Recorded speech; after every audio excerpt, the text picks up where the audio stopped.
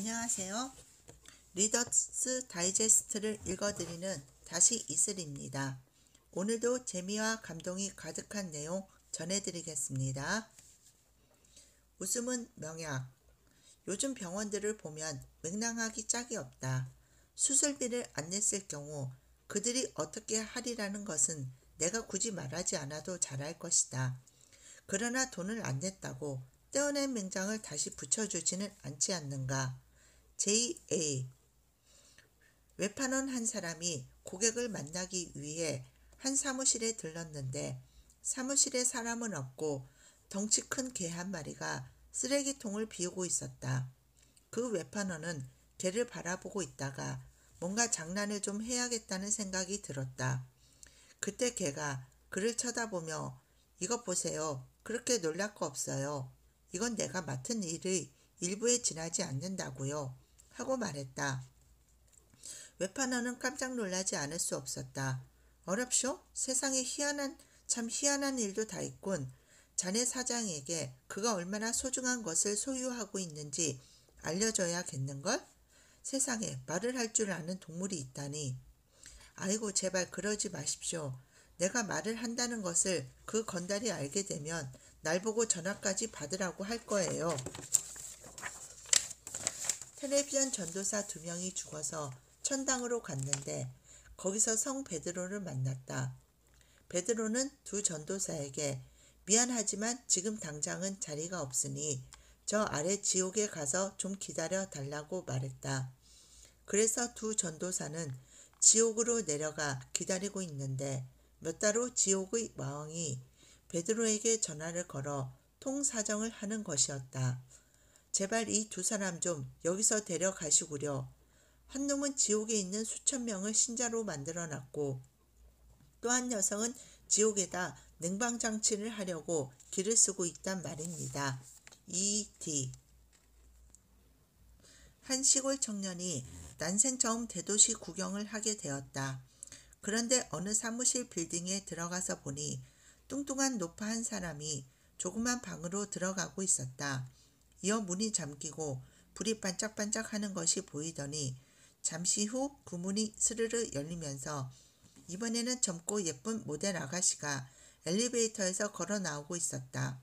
어찌나 신기한지 눈을 끔뻑거리며 그 광경을 쳐다보던 시골 청년은 이윽고 남부 시골 사투리로 이렇게 중얼거렸다. 와 우리 마누라를 데려올 걸 그랬어. D.Y. 남자 곁에 가까이만 가도 큰일이 나는 줄로 생각하는 두 노처녀가 있었다. 그들은 고양이도 암놈을 구해서 기르고 있었는데 자기들이 남자를 멀리하니까 고양이마저도 밖에 못 나가게 했다. 그러나 결국은 그중 한 처녀가 결혼을 하고 신혼여행을 떠나게 되었다. 며칠 후 결혼을 하지 않은 처녀에게 우편 엽서가 왔는데 거기에는 짤막하게 이렇게 적혀 있었다.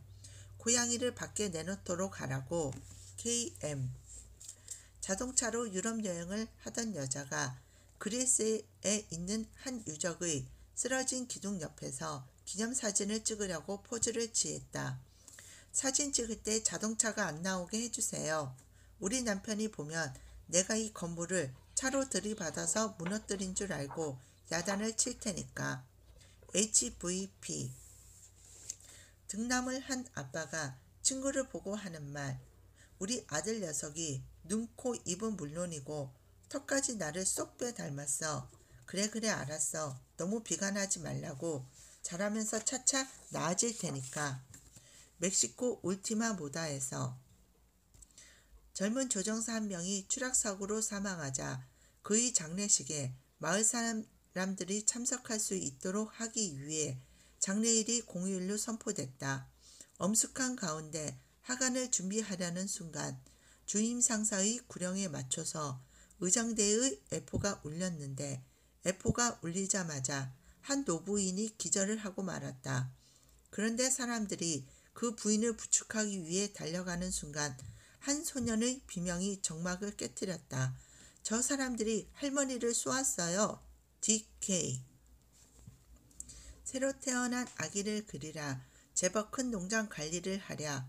남편과 나는 항상 손 놓을 시간이 없었다. 그런데 아랫마을에 사는 농부 하나가 우리 집에 들렸다가 하는 말을 듣고 자나깨나 농작물 생각을 하며 사는 사람이니 우리만은 아니라는 것을 알게 되었다. 그 농부는 잠자리에 누워있는 우리 아기를 들여다보더니 이렇게 말하는 것이었다. 아따 그 녀석 꼭 호박 자라듯 하는구만. 씨씨. 짧은 글입니다. 3살짜리 남동생이 뒤뜰에 있던 낡은 탈수기에 손이 찌이는 바람에 병원에 가게 되었다. 간호원이 파상풍 예방 주사를 놓으려고 하자 동생은 몸부림을 치면서 주사를 안 맞겠다고 했다. 간호원은 할 수 없이 주사기를 내려놓더니 동생의 다리에다 고양이를 한 마리 그려넣고는 동생의 승낙을 받은 다음 고양이에다 대신 주사를 놓았다. AR. 기다리는 일 중에서 제일 길게 느껴지는 것은 의사가 곧 올 테니 옷을 벗고 있으라고 간호원이 말할 때다. AC.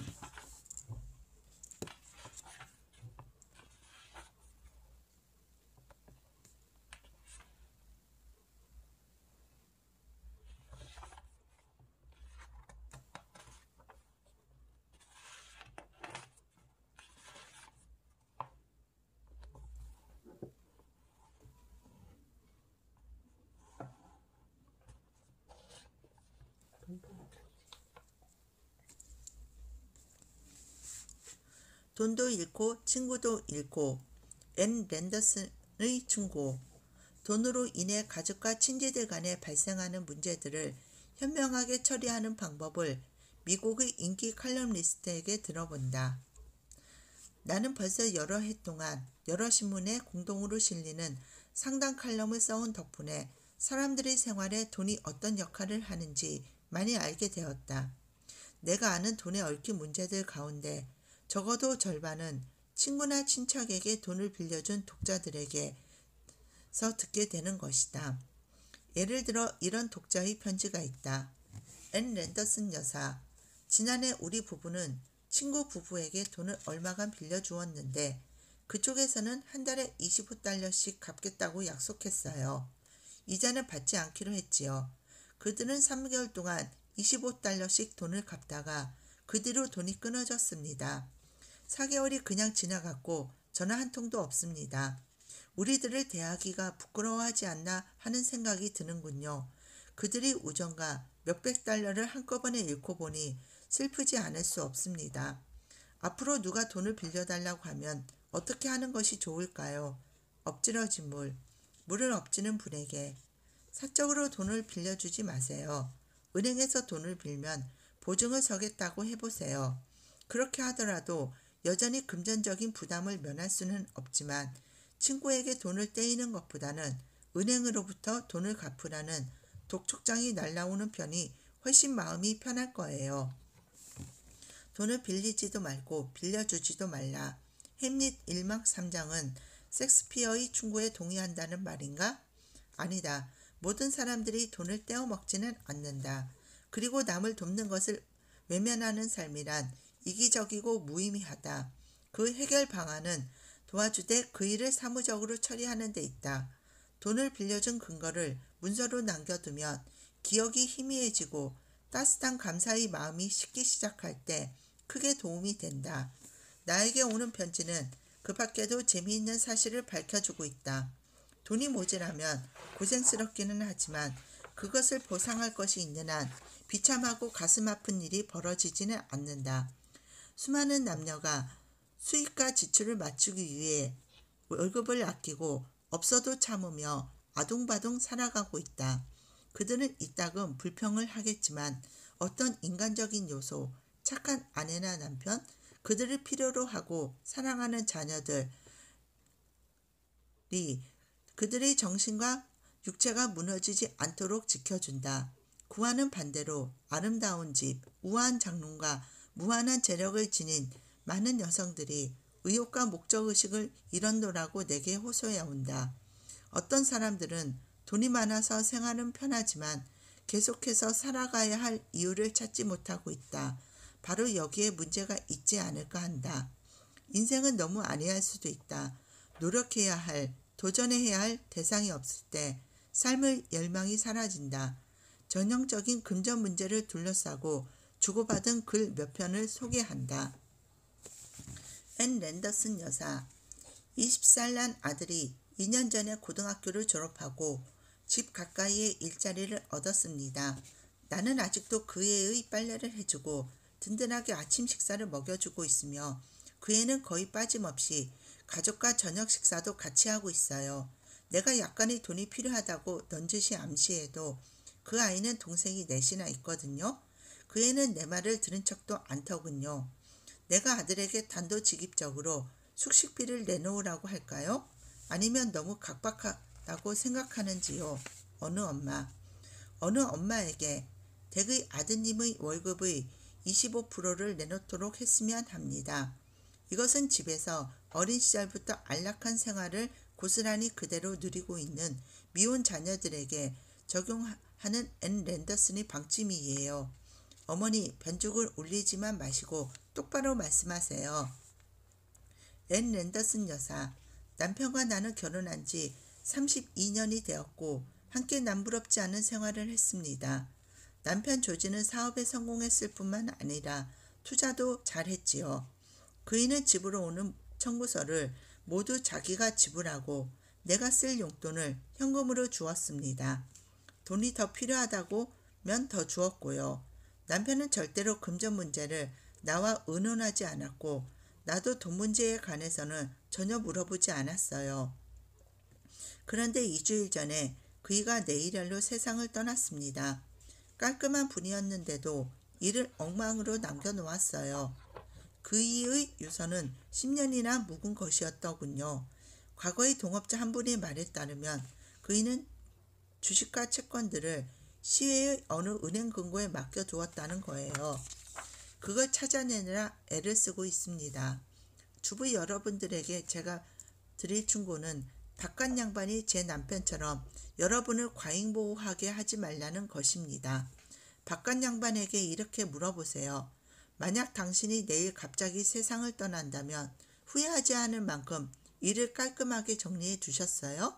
제 남편이 그렇게 해놓고 세상을 떠났더라면 얼마나 좋았겠어요. 나팔수선아님, 요즘 댁의 편지를 읽는 것이 가장 중요한 일이 될 수 있는 여성들이 적지 않습니다. 글 주셔서 감사합니다. 금전 문제에 부딪히면 대부분의 부인들은 얼떨떨해진다고 하는 생각은 신화에 지나지 않는다. 나에게 오는 독자의 편지들을 보면 남편이 경제적인 면에 천치이기 때문에 가게를 수렁에 빠뜨리는 경우가 아주 흔하다. 나는 이따금 아내가 우리 가족을 빈민수용소에 집어넣으려고 길을 쓰고 있습니다. 아내는 눈에 띄는 대로 마구 사들이고 있거든요. 하는 남편의 편지도 받는다. 그러나 남편의 황당무계한 낭비벽에 시달리는 아내의 편지가 아내의 낭비를 탓하는 남편의 편지보다 훨씬 많다. 실례를 들어보자.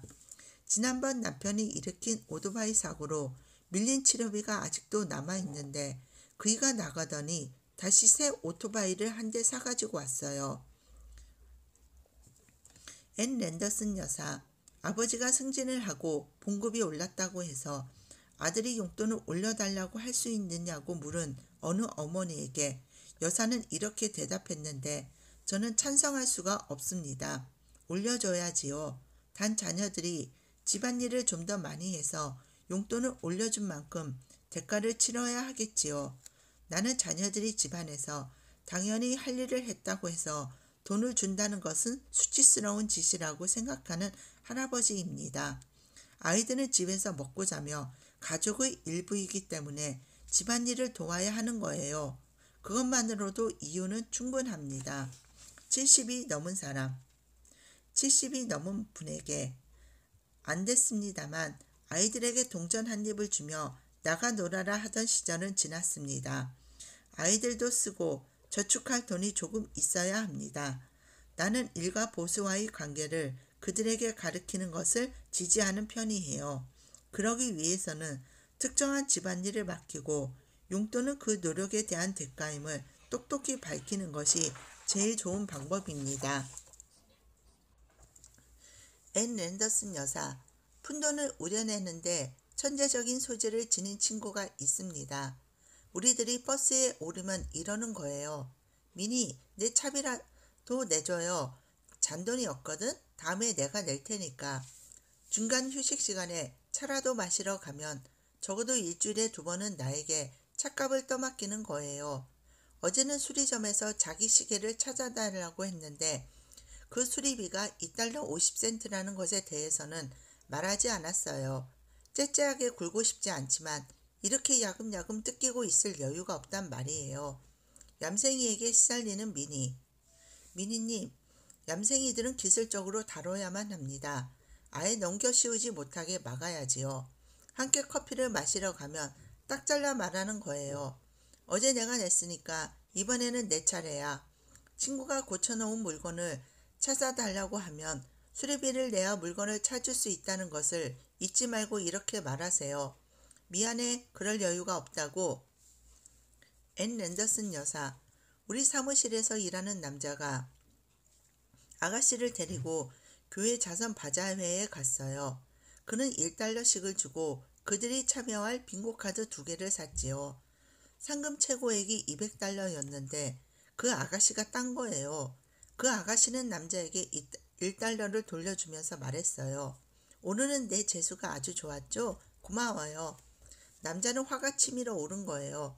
사무실의 직원들의 의견은 분분합니다. 그 아가씨가 그 남자에게 돈을 모두 주어야 할까요? 아니면 절반을 주어야 할까요? 또는 전혀 주지 않아도 될까요?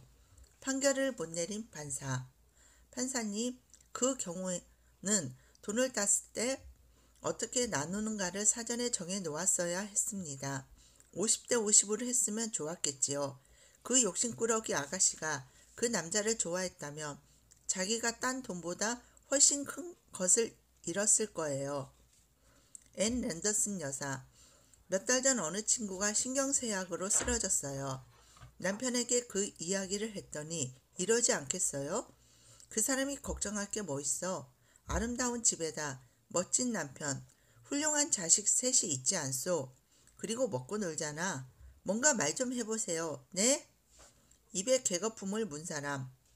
개거품님, 어떤 사람과 결혼하느냐에 따라 가정주부는 이 세상에서 보수가 제일 좋은 여성이 아니면 제일 나쁜 여성이에요. 남편이 무감각하면 댁의 경우와 같이 보수는 최저로 떨어질 거예요.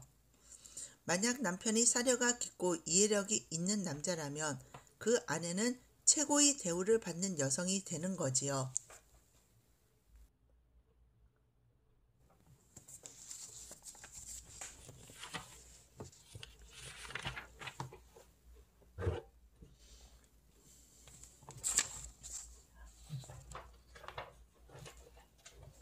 짧은 글입니다. 부모와 자식 간에 침묵보다 더 끔찍한 일은 없다. RR. 짧은 글입니다. 언젠가 버스를 타고 여행을 할 때의 일. 차가 출발해서 한 10리쯤 갔는데 운전수가 차 머리를 돌리더니 먼저 오던 길로 되돌아가기 시작했다. 그러자 손님 한 사람이 운전수에게 어디로 가는 거냐고 공손히 물었다. 먼저 정거장으로 되돌아가는 겁니다. 깜빡 잊고 차장을 안 태워서요. AG. 짧은 글입니다. 이사할 날이 가까워 오자 나는 2아이를 데리고 전기회사와 가스회사, 전화회사를 다녔다. 지금 사는 집에서는 이사하는 날까지만 넣고 그 뒤로는 이사가는 집에 연결해 달라고 부탁하기 위해서였다. 각 회사에 들릴 때마다 여러 가지 서류를 작성해야 했는데 나는 그때마다 아이들에게 내가 작성하는 서류에 대해 설명해 주었다. 일을 다 마치고 나서 나는 애들이 학교 갈 때 입을 옷을 몇 가지를 사기 위해 동네 가게에 들렸다. 내가 수표로 값을 치러도 되느냐고 묻자 점원은 잠시 주저하더니 수표 뒷면에 주소를 적어주면 받아주겠노라고 했다. 그때 잔뜩 호기심이 나서 우리 얘기를 듣고 있던 7살짜리 딸아이가 제 남동생을 보더니 가게 안의 모든 사람이 다 들을 수 있을 만큼 큰 소리로 이렇게 말했다. 이번엔 엄마가 어떤 주소를 적을까? CWA. 오늘 내용 여기까지입니다. 내용 재미있게 보셨다며 좋아요, 구독 부탁드립니다. 감사합니다.